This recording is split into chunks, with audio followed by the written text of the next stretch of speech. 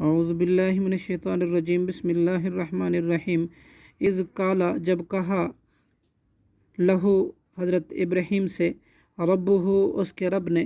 اسلم تو فرمانبردار ہو جا،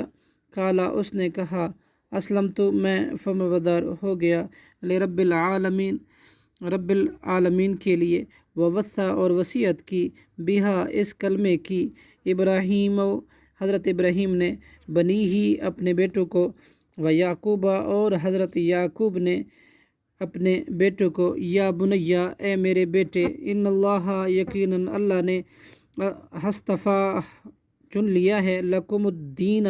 تمہارے لیے یہ دین، فلا تموتن چنانچہ نہ ہرگز تم مرنا، الا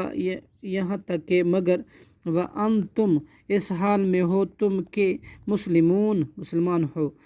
صدق اللہ العظیم۔